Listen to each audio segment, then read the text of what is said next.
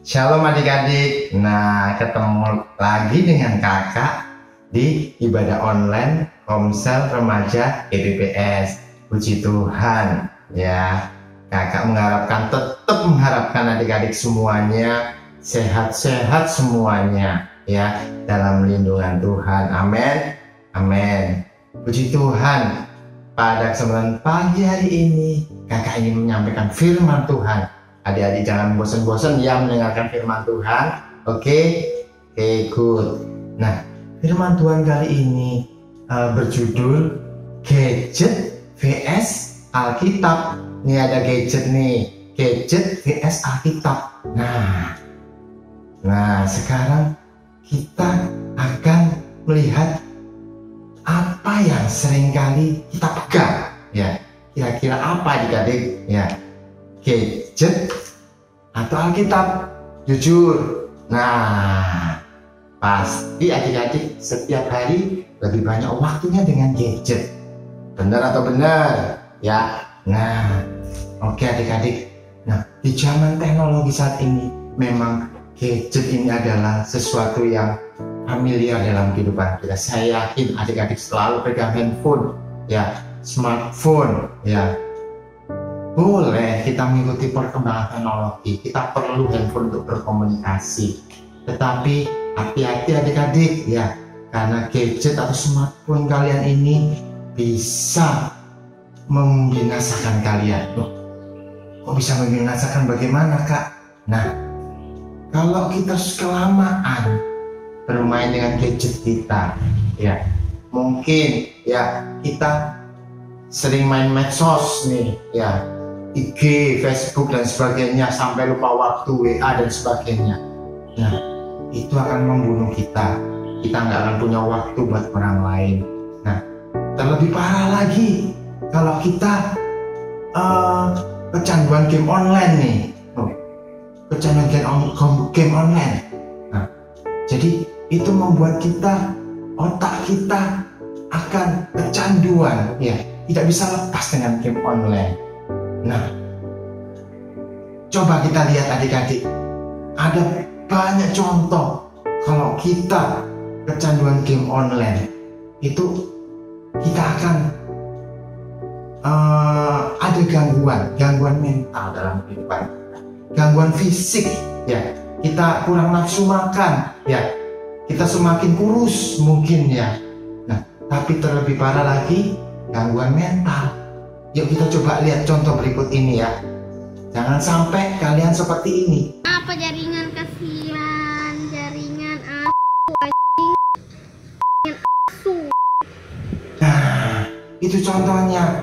Anak tadi stres, main handphone, main game online, stres karena jaringannya lemot. Nah, sampai berkata-kata kotor, sampai stres seperti itu adik-adik, lihat ya.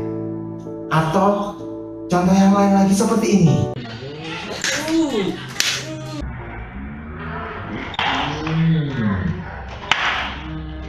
Wah, sampai HP-nya dipukul-pukul, ya, gara-gara kalah main game online. Nah, adik-adik jangan seperti itu kecanduan yang sangat parah.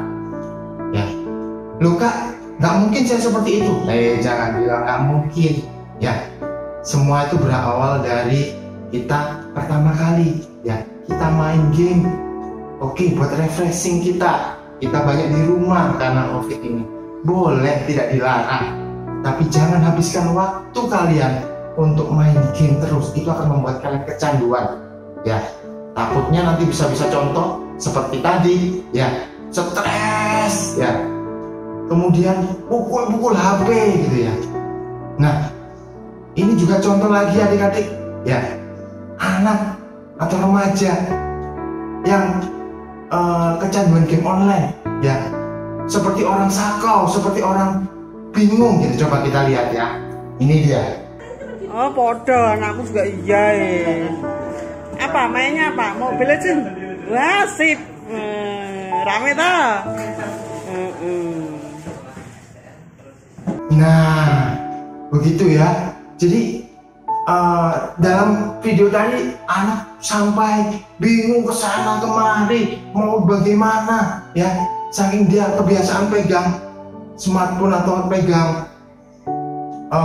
game online gitu ya adik-adik ya, sampai bingung seperti cacing kepanasan gitu ya adik-adik. Atau contoh seperti ini. Nah, wi dudu game wi sego. Lu malah main game ki efek penyakit game. Nah, disuruh makan, gak dimakan-makan nasinya. Tetapi piringnya dimainin seperti dia main game gitu ya. Wah, ini parah banget adik-adik ya. Jadi adik-adik hati-hati, jangan sampai juga adik-adik kita nanti semuanya akan mengalami hal yang lebih buruk ya. Seperti contoh berikut. Tuh bunda. Tadi ngambil apa? Ngarapot ya? Iya. Hah? Nah, jadi sampai anak dibawa ke rumah sakit, sampai dia benar-benar parah ya. Tidak sedikit anak-anak yang kelainan jiwa dibawa ke rumah sakit jiwa karena kecanduan game online. Jadi kecanduan game online itu sama dengan kecanduan seperti kecanduan orang kecanduan narkoba. Dia tidak bisa berbuat apa-apa. Dia terikat gitu, dengan gamenya, tidak bisa lepas, tidak bisa mengontrol diri, suka marah. Ada yang anak sampai menusuk ibunya, dimarahin itu tidak bermain game online. Ada yang dia banting-banting dan sebagainya ya. Jadi itu membuat suasana menjadi lebih kacau, bahkan ada yang sampai mati kelelahan bermain game online berjam-jam. Hati-hati adik-adik ya.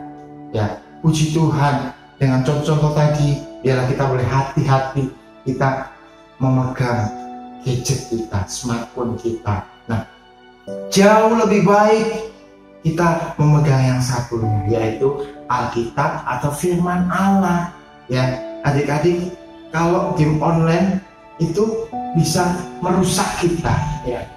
Dia bagaikan anggur manis di awal, tapi akan membuat kita terikat dan membinasakan kita ya.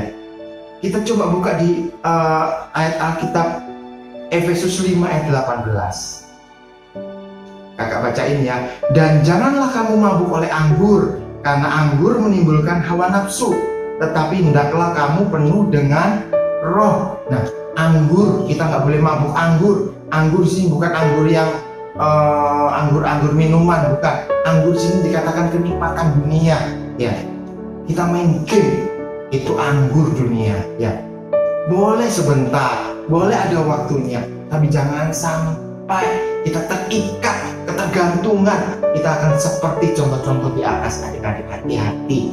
Nah, kita coba buka firman Tuhan dalam Mazmur 1 ayat 1 sampai 2. Kakak bacain ya. Berbahagialah orang yang tidak berjalan menurut nasihat orang fasik, yang tidak berdiri di jalan orang berdosa, dan yang tidak duduk dalam kumpulan pencemooh. Ayat yang kedua, tetapi yang kesukaannya ialah Taurat Tuhan, dan yang merenungkan Taurat itu siang dan malam. Nah, kalau kita pegang benda yang satunya itu Alkitab atau firman Tuhan, kita baca setiap hari, kita renungkan ya firman Tuhan, itu kita dikatakan berbahagia. Nah, kalau kita pegang ini setiap saat tidak habis-habisnya, kita akan hancur. Tapi kalau kita pegang firman Tuhan, baca firman Tuhan, renungkan firman Tuhan, cari bahan-bahan khotbah ya, itu akan membuat kita berbahagia. Tetapi yang kesukaannya adalah Taurat Tuhan, itu dikatakan kita berbahagia. Amin adik-adik ya. Nah, apa fungsinya firman Tuhan? Kenapa kita baca firman Tuhan? Ada 4 ya yang kakak simpulkan kali ini. Yaitu yang pertama, firman Tuhan itu menyegarkan jiwa, membuat hati tenang, membuat hati damai, sukacita. Ya, kita baca dalam satu ayat, yaitu Mazmur 19 ayat 7. Kakak bacain ya. Taurat Tuhan itu sempurna, menyegarkan jiwa. Nah, yang pertama firman Tuhan, kalau kita baca, kita renungkan, kita cintai firman Tuhan, itu menyegarkan jiwa kita. Yang kedua, lihat yang 19:7b, peraturan Tuhan itu teguh ya. memberikan hikmat kepada orang yang tak berpengalaman. Kita diberikan hikmat dalam segala perkara. Dalam sekolah kita dikasih hikmat yang luar biasa seperti Daniel, karena dia cinta firman Tuhan. Kalau kita banyak main game online, bukan hikmat yang kita dapat, kita malas belajar, otak kita tumpul, ya, kita terlalu banyak radiasi, ya, itu adik-adik ya. Jadi banyak-banyak yang merenungkan firman Tuhan. Yang pertama, menyegarkan jiwa. Yang kedua, memberikan hikmat. Yang ketiga, kita baca 2 Timotius 3 ayat 15 sampai 16. Ingatlah juga bahwa dari kecil engkau sudah mengenal kitab suci yang dapat memberikan hikmat kepadamu dan menuntun engkau kepada keselamatan oleh iman kepada Kristus Yesus. Segala tulisan yang diilhamkan Allah memang bermanfaat untuk mengajar, untuk menyatakan kesalahan, untuk memperbaiki kelakuan, dan untuk mendidik orang dalam kebenaran. Nah, yang ketiga, firman Tuhan ini memperbaiki kelakuan kita. Kalau ada kelakuan kita yang tidak baik, ya, karakter kita tidak baik, kita akan diperbaiki oleh firman Tuhan. Ya adik-adik ya. Yang keempat, di ayat yang ke-15a tadi dikatakan bahwa firman Tuhan itu menuntun engkau kepada keselamatan. Nah, kita dituntun, kita diterangi firman Tuhan. Minggu lalu kita sudah belajar firman kita kaki-kakiku ya. Kita dituntun di dalam dunia yang gelap ini kepada keselamatan. Nah, jadi janji-janji firman Tuhan, kalau kita cinta firman Tuhan, itu luar biasa. Yang pertama, firman Tuhan menyegarkan jiwa. Kita sedih, kita disegarkan, kita diperbaharui. Yang kedua, kita diberikan hikmat oleh Tuhan dalam segala perkara. Yang ketiga, kita diberikan perubahan kelakuan kita. Kita semakin menjadi orang yang baik, yang menyenangkan hati Tuhan dan menjadi berkat bagi orang lain. Yang keempat, kita dituntun kepada jalan keselamatan. Kemana-mana kita akan dituntun Tuhan. Kita akan berhasil dalam segala perkara. Nah, itu adik-adik janji firman Tuhan. Kelihatannya buku kuno, tapi di sini mengandung janji yang luar biasa bagi kita. Kita akan berbahagia dalam hidup kita. Amin adik-adik ya. Jadi jangan kecanduan game online. Jangan terus-menerus main game. Boleh sekali-sekali ya, tapi kita harus bisa mengontrol diri. Banyak-banyaklah mencintai firman Tuhan, membuka Alkitab, membaca firman Tuhan ya. Itu akan memberikan kita jalan yang berbahagia. Amin adik-adik. Jangan lupa ya, Tuhan memberkati kalian, Tuhan memberkati masa remaja kalian. Biarlah masa remaja kalian ini boleh dibentuk oleh Allah menjadi anak-anak remaja yang luar biasa di hadapan Tuhan. Amin firman Tuhan. Haleluya.